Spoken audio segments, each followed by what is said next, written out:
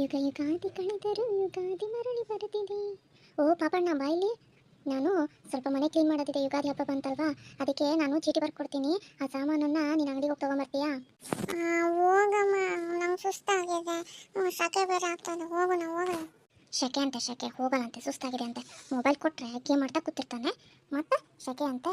ಇಲ್ಲಿ ಯಾರಾದರೂ ಬರೀ ಆಟಾಡೋಕ್ಕೆ ಕೂಗಿಲಿ ಪಾಪಣ್ಣ ಅಂತ ಓಡೋಗಿರ್ತಾನೆ. ಶೆಕೆ ಬಿಸಿಲು ಮಳೆ ಏನು ನೋಡದೆ ಹುಡುಕ್ತಾನೆ. ಸುಸ್ತು ಅಂತೆ ಸುಸ್ತು. ನಾನು ಏನಾದರೂ ಕೆಲಸ ಹೇಳಿದ್ರೆ ಸುಸ್ತಾಗ್ಬಿಡುತ್ತೆ ನಿನಗೆ. ನಾನು ಬರೀ ಹೊರಗಡೆ ಸಾಮಾನು ತೊಗೊಂಬರೋದೇ ಆಗುತ್ತೆ. ಮನೆ ಕ್ಲೀನ್ ಮಾಡಿ ಹಬ್ಬಕ್ಕೆಲ್ಲ ಯಾವಾಗ ಜೋಡಿಸ್ಕೊಳ್ಳೋದು? ಇನ್ನು ಮುಂಚೆ ಈ ಥರ ಇರಲೇ ಇಲ್ಲ ಗೊತ್ತಾ? ಇತ್ತೀಚೆಗೆ ದೊಡ್ಡನ ಆಗಿದೆಯಾ ನೋಡು. ದೊಡ್ಡನ ಆದ್ಮೇಲಂತೂ ಎಷ್ಟು ಸೋಮಾರಿ ಆಗಿದೆ ಅಂದರೆ ಅಷ್ಟು ಸೋಮಾರಿ ಆಗಿದೆಯಾ.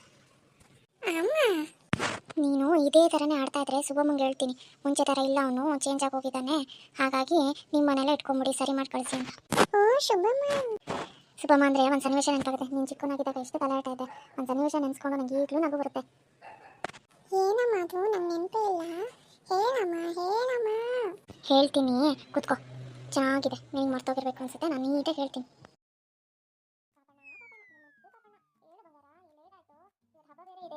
ಮಲಗಬಾರ್ದು, ಜಾಣನ ಬೇಗ ಎದ್ದು ಹೊಸ ಬಟ್ಟೆ ಹಾಕೊಂಡು ಪೂಜೆ ಎಲ್ಲ ಮಾಡೋದಿದೆ, ನೀವು ಬೇಗ ಹೇಳು.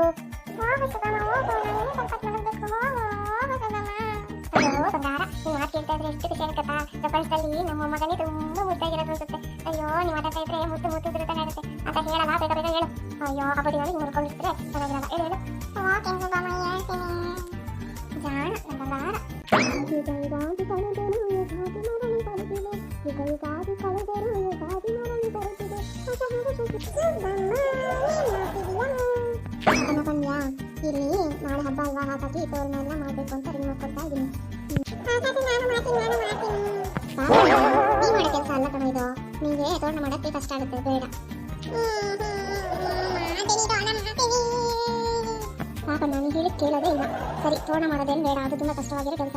ನಾನು ನಿಮಗೆ ಸುಲಭವಾಗಿರೋ ಕೆಲಸ ಹೇಳ, ಎಲೆಗಳನ್ನೆಲ್ಲ ಜೋಡಿಸಿ ಚೆನ್ನಾಗಿ ಒದೆ ಬಟ್ಟೆ ತಗೊಂಡು ಬರ್ಸಿ ನನಗೆ ಕೊಡು, ನಾನು ತೋರಣ ಮಾಡ್ತೀನಿ. ಆಗ ಯಾರಾದರೂ ಕೇಳಿದ್ರೆ ಪಾಪ ನಾನೇ ನನಗೆ ತೋರಣ ಮಾಡೋದಕ್ಕೆ ಸಹಾಯ ಮಾಡ ಅಂತ ಹೇಳ್ತೀನಿ, ಅರ್ಥ ಆಯ್ತಾ?